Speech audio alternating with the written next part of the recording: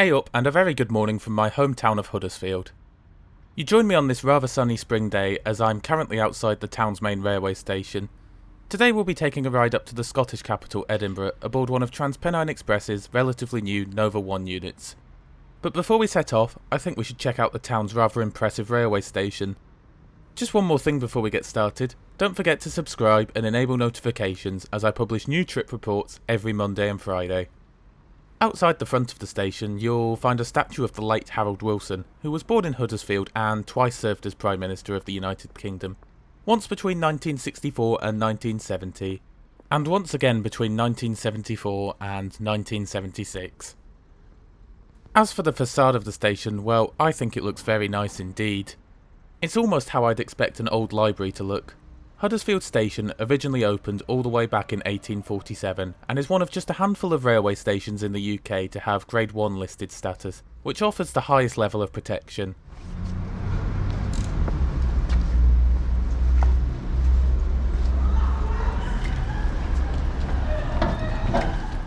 As we enter the station, you'll find staff ticket counters to the left, with a couple of self-service ticket machines being located to my right. To access the platforms, simply either insert your ticket or scan the QR code on your phone and you'll be able to pass through the gate line.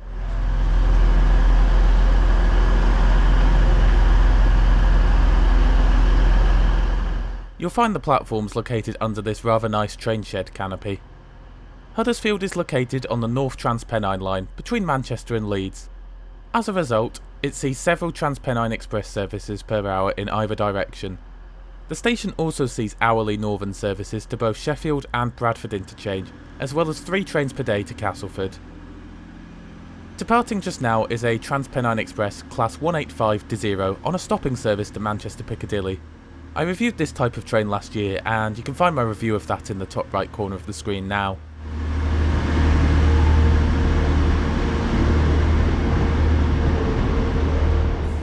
And seen arriving on the far platform is one of their locomotive-hauled Nova 3s bound for Scarborough. Again, my review of that can be found in the top right corner now.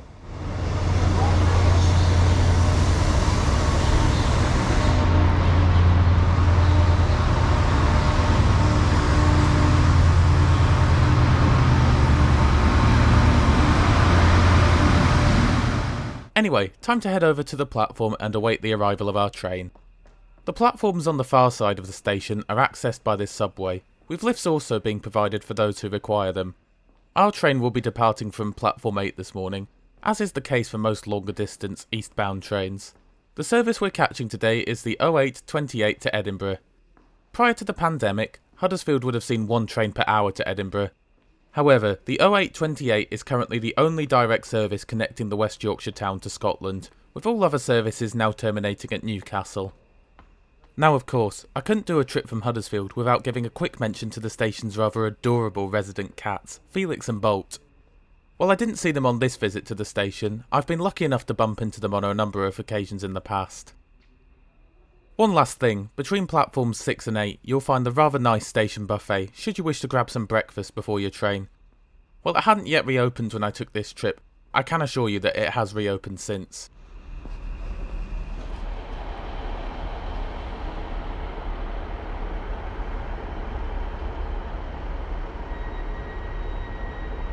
Edinburgh, calling at Dewsbury, Leeds, York, Darlington, Durham, Newcastle, Morpeth and Edinburgh. This train has 5 carriages. Our train eventually arrives from Liverpool a couple of minutes late. As I touched on at the start of the video, our trip up to Edinburgh will be aboard one of TransPennine Express's Class 802 Nova 1 units. These trains are bi-mode, meaning that they can operate both on power provided by diesel generators and, where available, overhead wires. These trains were built by Hitachi, with each unit being formed of 5 coaches. The Class 802s have a design top speed of 140 mph or 225 km an hour, but are limited to 125 mph or 201 km an hour in service. Now I've booked a standard class ticket for today's journey, but I thought we'd just have a quick peek at first class as we board. As you can see, this is laid out in a 1+2 configuration.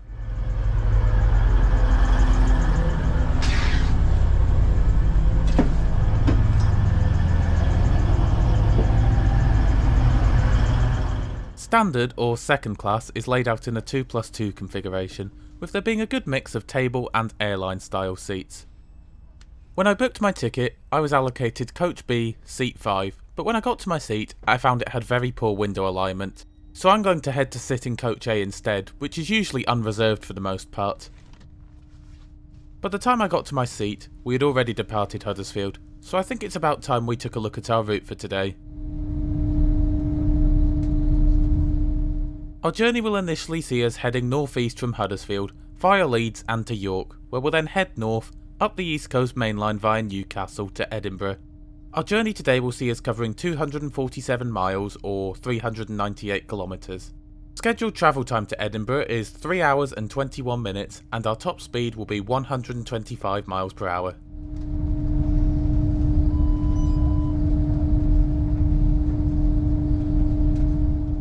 Now that we're underway, I think it's time for a quick seat tour. Even at 6'1", I found legroom to be pretty good for a standard class seat. Each airline style seat features a relatively large and sturdy tray table, although it would appear that this one could do with a bit of a clean. These also feature extenders to make it easier to use a laptop.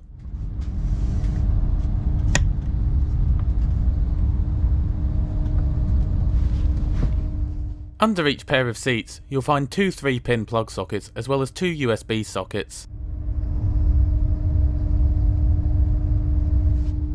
These seats are somewhat controversial, with a lot of people complaining that they are uncomfortable. In my opinion, while the padding is perhaps a tad on the hard side, I think they're well shaped and fairly comfortable overall. Lastly, you'll also find a coat hook as well as a window blind and the electronic seat reservations.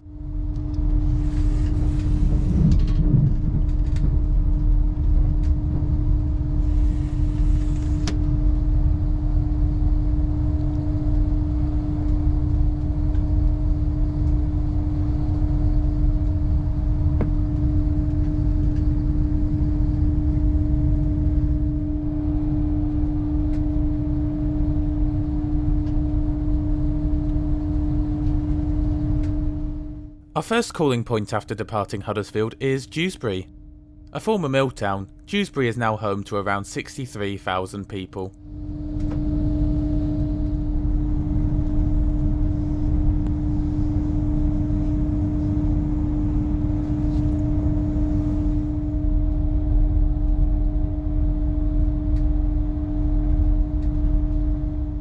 A short while after departing Dewsbury, we find ourselves closing in on the city of Leeds.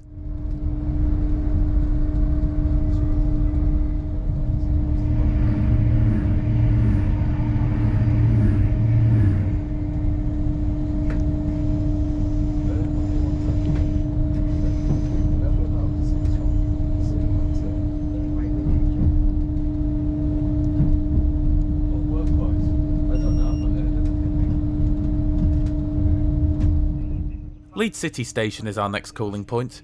You can change here for services towards London, Birmingham, Devon and Cornwall, as well as local trains to almost anywhere across the north of England.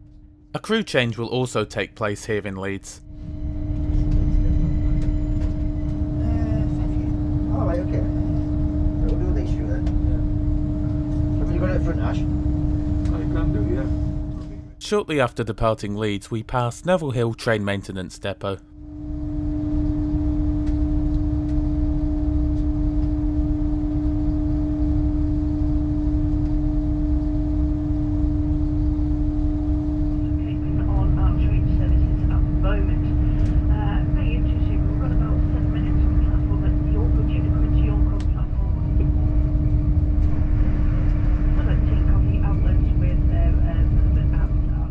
A few minutes before arriving into York, we join the East Coast Main Line, which will travel on for the remainder of our journey to Edinburgh.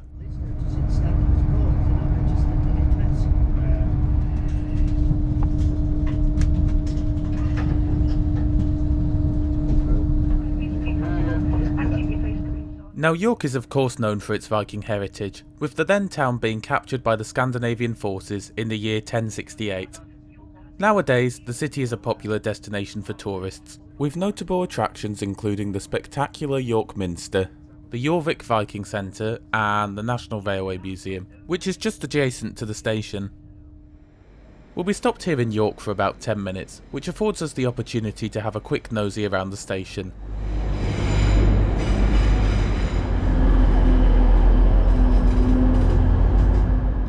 If I'm ever in York, I always like to take a moment to stop and marvel at the rather lovely curved canopy. The current station opened all the way back in 1877.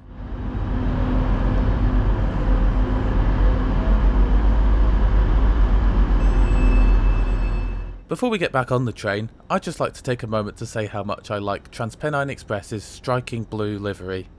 I think it adds a nice bit of colour to the railway and is certainly much nicer than the old purple first TransPennine Express livery.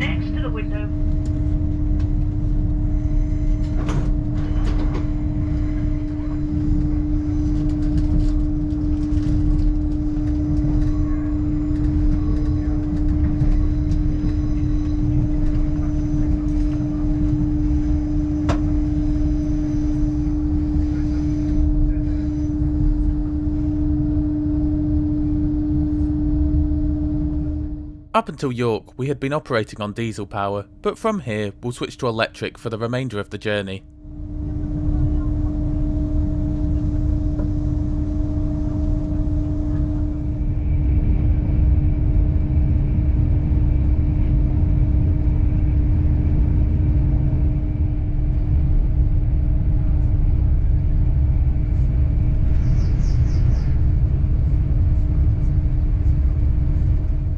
It's on the East Coast Main Line that we achieve our top speeds.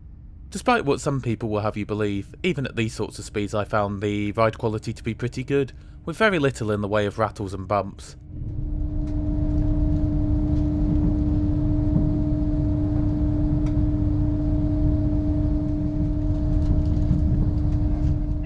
Around 25 minutes after departing York, we arrive at our next calling point, Darlington. This is the first of 2 stops we'll make in County Durham and, along with Huddersfield and York, is another rather nice Victorian station. Exit to the station. The exit gate can be found adjacent to...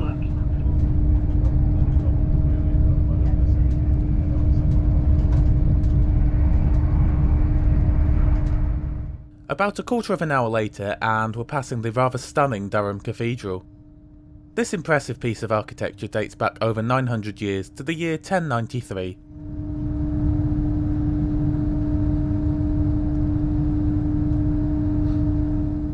A few moments later and we're at Durham Station, which is our next calling point.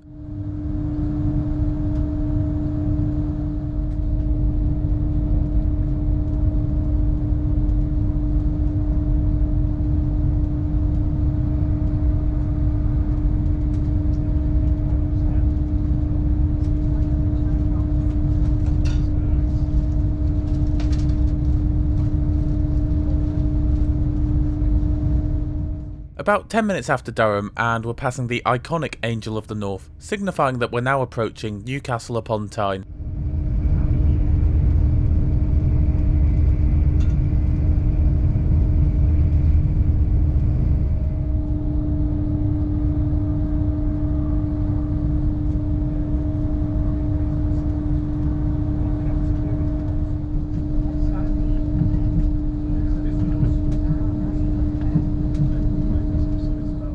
As we approach Newcastle Central Station, we cross the River Tyne itself.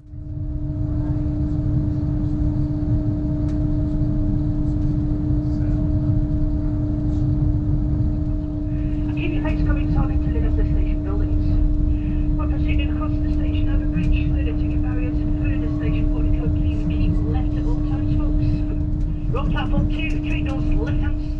Believe it or not, I've never actually got off to go and have a look around Newcastle station, or even the city itself, but I'm told I'm missing out as the station building is supposed to be quite impressive. Newcastle is another example of a Grade 1 listed station.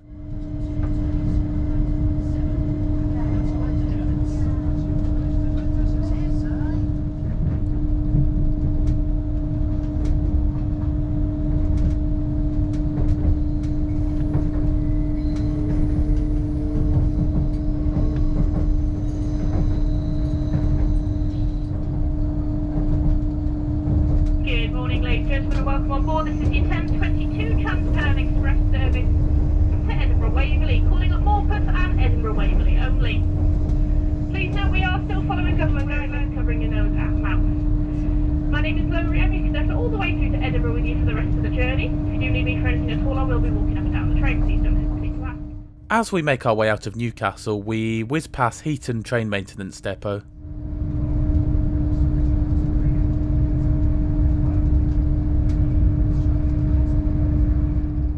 A short while later and we're at our final calling point of Morpeth. From here, we'll run non-stop for the remaining 108 miles or so to Edinburgh.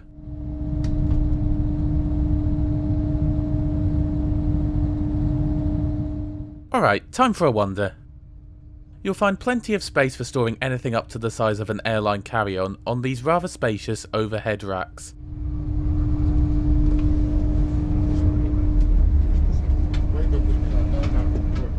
In addition to the overhead racks, stacks for storing larger items can be found at either end of the saloon.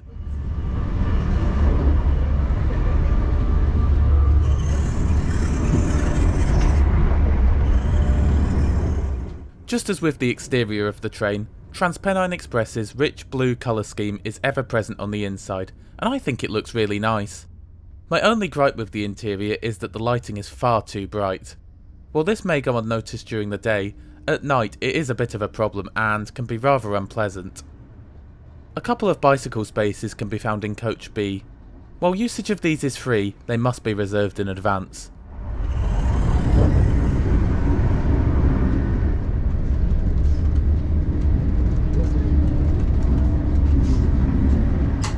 As for toilets, well, they can be found in the vestibules at one end of most coaches.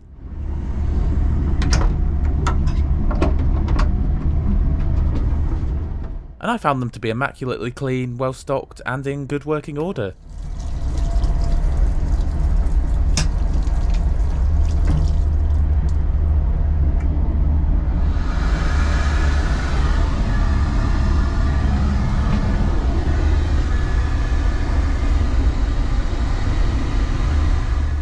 Just another quick point, the only wheelchair spaces on this train are located in Coach E, which is the first class coach. I can only assume that this is also where they put standard class passengers requiring this facility. Accessible toilets can be found at either end of the train in coaches A and E. As expected, this train is Wi-Fi enabled. Now I couldn't get my usual speed test to work and it did seem rather slow. It can however be used to access the onboard entertainment portal, where you'll find a range of movies and TV shows at your disposal.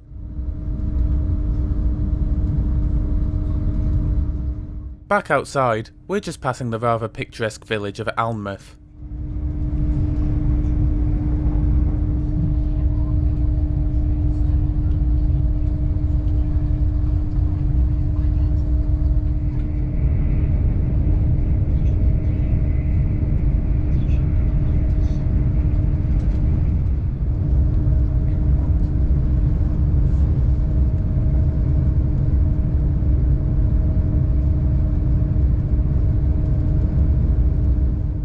In seemingly no time at all, we find ourselves crossing the Royal Border Bridge in Berwick upon Tweed.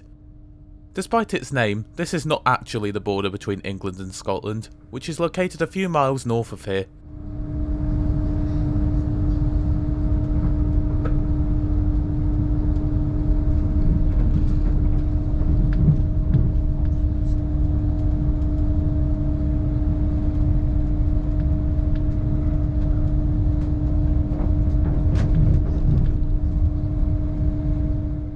A few minutes later, we crossed the aforementioned border. I'm sure I've mentioned this in previous videos, but I've travelled up and down the East Coast main line more times than I can care to count, but the scenery immediately north of Berwick never fails to impress me. The coastal views are pretty special in my opinion.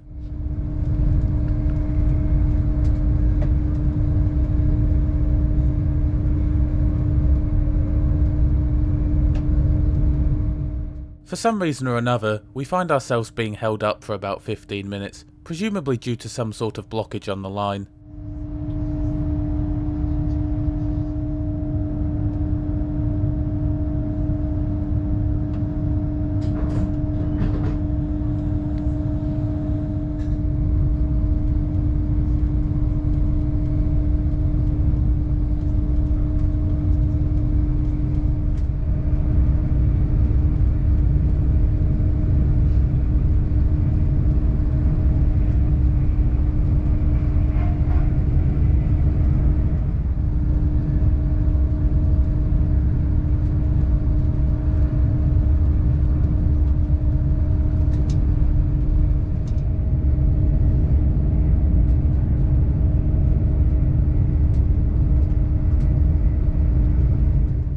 We soon find ourselves approaching the outer reaches of the Scottish capital and fast closing in on Waverley Station.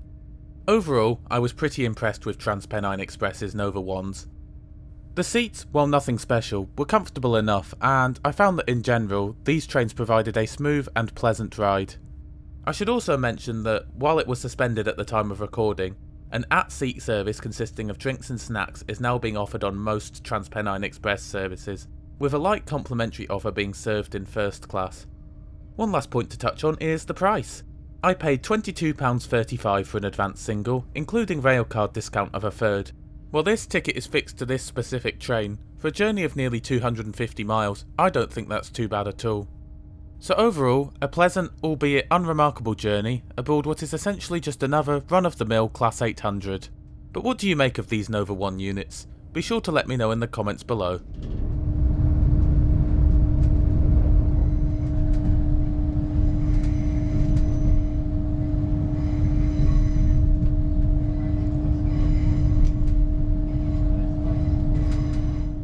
Now all that's left for me to do is to welcome you to Edinburgh Waverley Station, where we arrive around 10 minutes late at about midday.